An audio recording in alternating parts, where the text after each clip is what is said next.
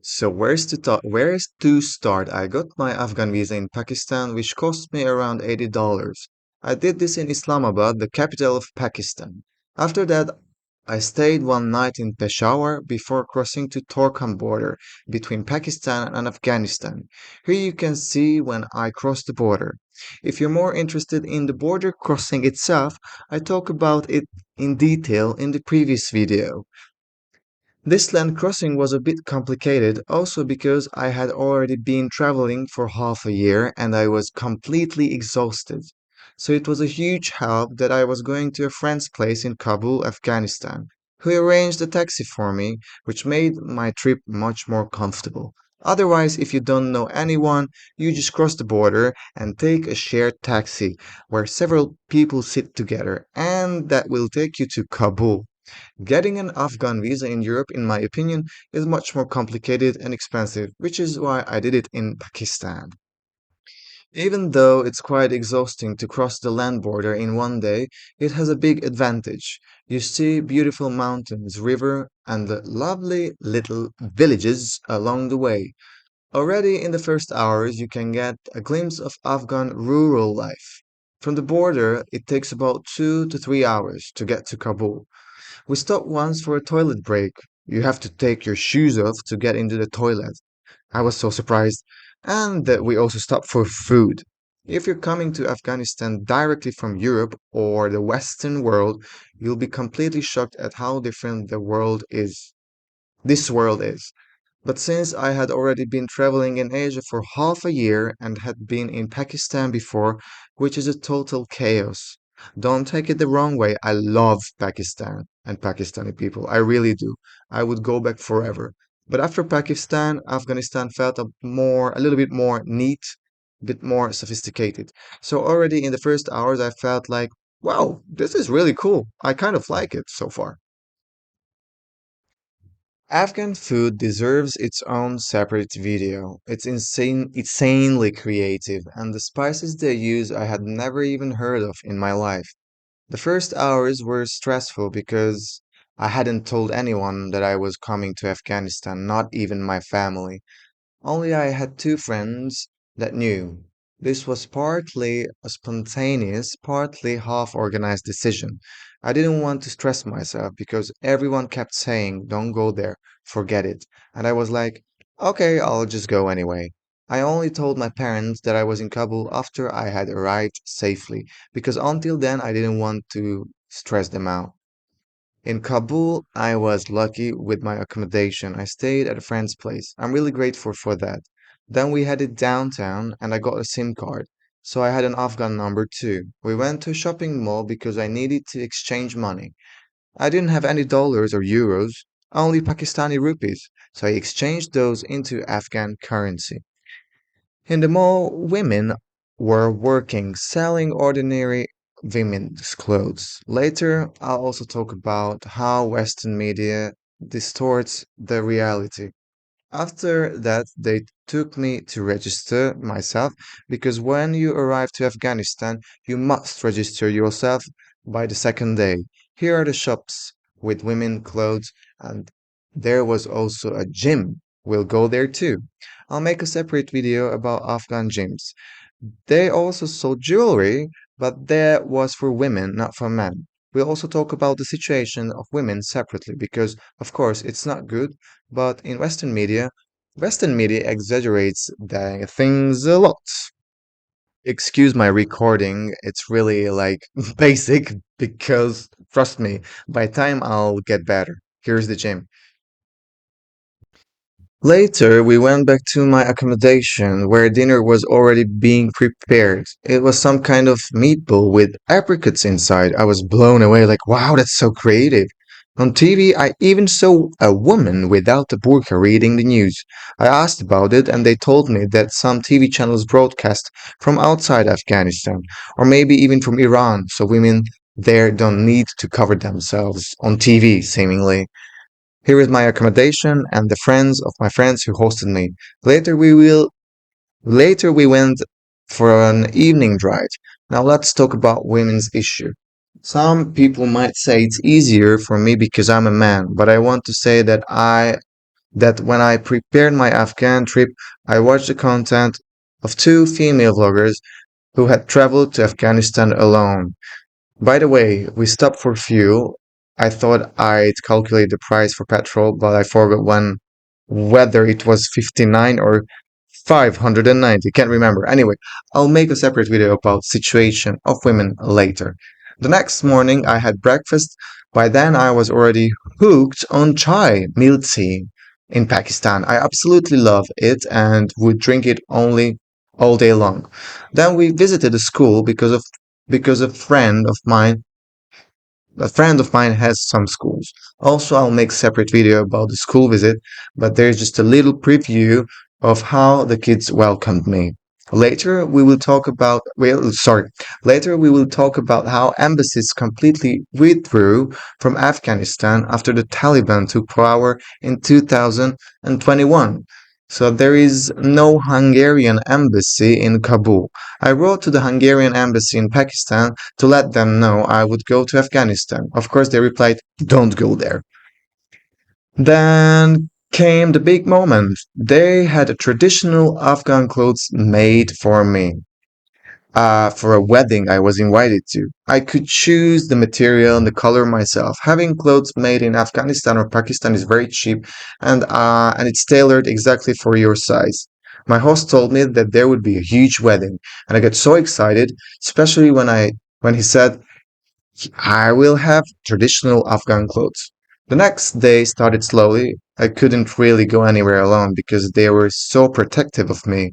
At one point, our car broke down, so while they were fixing it, I just looked around. I found a small workshop where the guys worked so precisely together. It was fascinating. Everywhere I went, people kept asking where I was from, what I was doing there.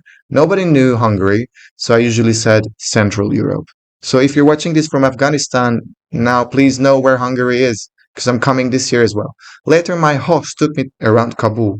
By the way, Kabul, just like Lisbon and Rome, is built on seven hills, which gives the city a special look. I loved watching the little houses climbing up the hillsides. I wanted to get lost those tiny alleys, and luckily, later I had the chance. So yes, here I am at the school, and after the school, we're going to get my clothes done that I mentioned for the wedding.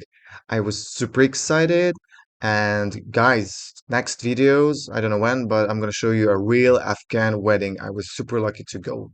Yeah, here I'm doing my clothes, getting my clothes done, and hooray, hooray, my clothes!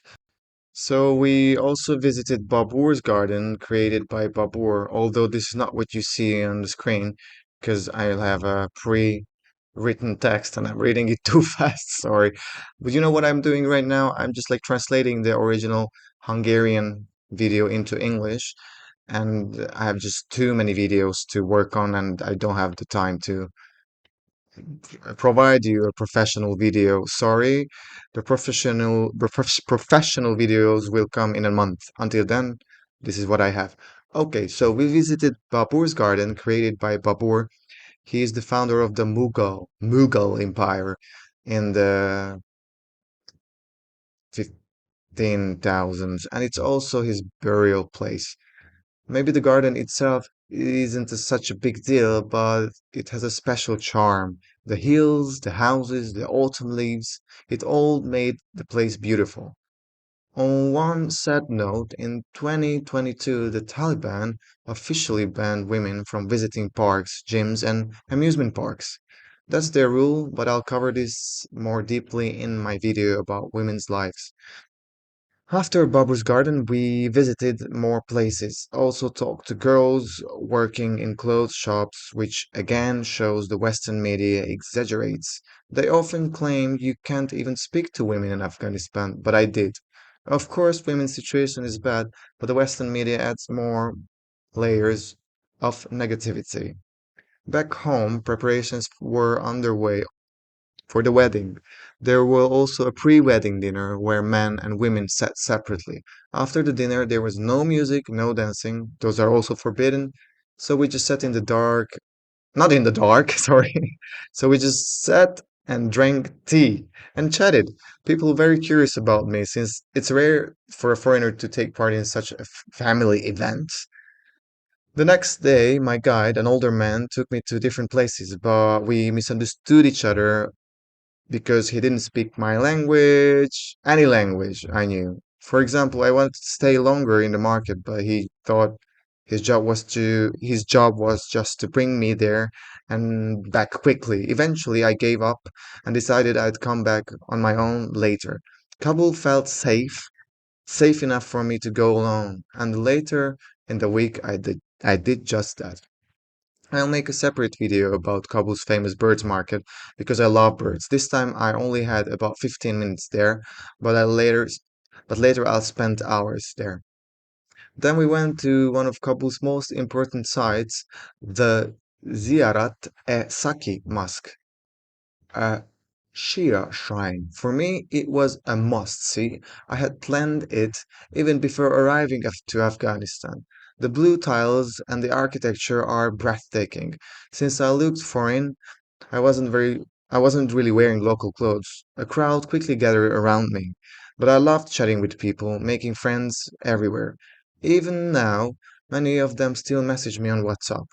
Afghan hospitality is something the whole world should learn from. Just like Pakistani hospitality, I never felt unsafe for a single moment. Of course, before coming, I was stressed, but once I arrived, I saw the reality.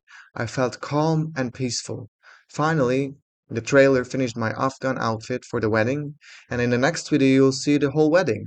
Thanks for watching, but it's not the end of the video, right? Oh my god, I'm way ahead. You see? Like, I just finished a 19 minutes videos text in 11 minutes. Damn, guys, sorry. So, okay, now I'll just comment what I seen with the video, in the video with you. So here, the sunset is beautiful in Kabul, I think, and I really like these hilly places where you see these narrow streets with the old buildings. I love this is one of my favorite parts in Kabul. This is a friend of mine who took me around. Look at that road. I don't know what's that road, but it looks amazing from here and from up there. You have a beautiful view over the city. I think I just told my driver that I wanted to just get lost in these narrow streets, so he took me up. But they were really protective of me, so I couldn't really just go on my own. But honestly, luckily I had a chance later on to get lost. These videos are from last year, 2024. Right now I'm in Pakistan. I'm planning my next Afghan trip to Kabul, Herat, and Kandahar in October, November 2025. So here you can see my favorite hilly places. It's just I'm in love with it. Oh yes, and this is the gathering that I mentioned before. It's like a party, pre-dinner with local Afghan food. So here I met all the men that not all the men, but like the family members. Here I met all of them. It was a really nice experience to meet local people, and for me as a European guy, this is just like I think it's like a five-star experience. I mean, who gets an experience like this in Afghanistan? And the next day, I keep repeating myself, yeah. So the next day, as I mentioned, we went uphill with the driver. I had a driver provided by my host. And actually, as I said, he didn't really understand that I just wanted to spend hours and hours and I just wanted to enjoy. He was like, "Yeah, okay, I took you here and now let's go back." I said, "No, no, no, I don't want to go back. I want to stay." This is the Afghanistan flag, the current Afghan flag, and from here we had a beautiful view over the city and definitely a worth visiting place. Of course, if you'd like to help my channel and you like my content, like every other YouTubers and every other travel vlogger wannabes, I need to ask you to leave a comment only if you like my video. And feel free to follow me on Instagram, the same name, Adam discovers with a Z, like here on YouTube. I have the same name. And also, I'm on TikTok. Yeah, on TikTok, I post the freshest videos, but on Instagram and here on YouTube, feel free to follow me. Okay, here we are at the market. Again, it was like a very fast visit. And honestly, now I'm going back to Afghanistan this year. I just wanna be on my own, walking on my own.